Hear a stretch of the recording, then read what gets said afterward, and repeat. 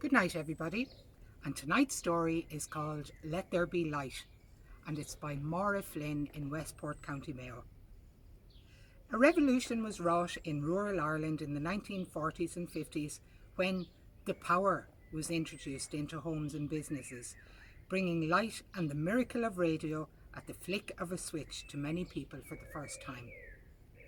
For months we watched the men, knee-deep in water, digging holes for the ESB poles. Not everyone agreed to let them dig on their land, and rows broke out over where the poles should be situated. Most people were suspicious about letting the power, as they called it, into their homes. Bridget, the priest's housekeeper, said she would not touch the light switch with her hand, so Father O'Malley came up with the bright idea for her to use the handle of the brush to turn the light on and off.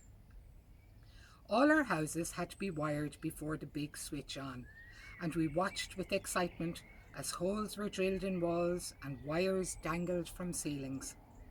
Dust rose in clouds as walls were disturbed for the first time since our house was built years before. Mam was busy sweeping all day, trying to keep the dust at bay, and she wondered if it would be worth it. But her sister, who was a nurse in England, advised her to have patience and put up with the dust, as she would not know herself when they had the light at the end of a switch, and best of all, the radio at the turn of a knob. We never had a radio before, and the only time we heard one was in grandmother's house when the neighbours gathered to listen to the All-Ireland final. Every day as we walked home from school, we watched the ESB men hoist the giant poles into the sky. They changed the landscape completely, and even the cattle in the fields seemed to be fascinated by them. Plus, they made great scratching posts. When all the poles were in place, the men started to string heavy wire from one to the next, like a giant necklace blowing in the wind. The wire came, wound around large timber wheels like the spools of thread Mam used when sewing. How they were going to create light, we had no idea.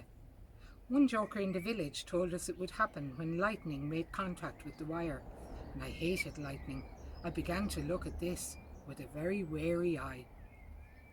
Soon all the fieldwork was done and the poles stood proud and tall, waiting like us for the big day.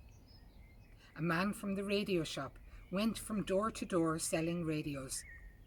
My mam settled on a Bush model, a marvel of polished wood and shiny knobs. It had the names of all the stations we could get behind a little window.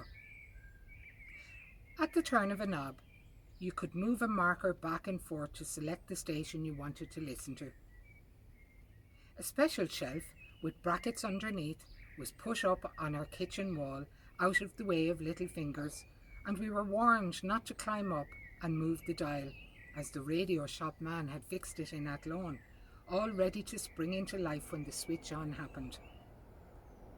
Then the big day arrived, and we could hardly conceal our excitement at the thought of what was about to happen.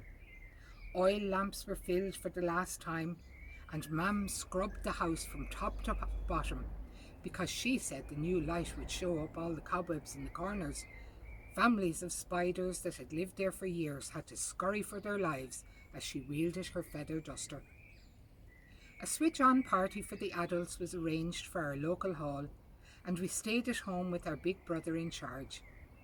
We were warned once again not to touch anything, as the switches were already on for the light and the radio.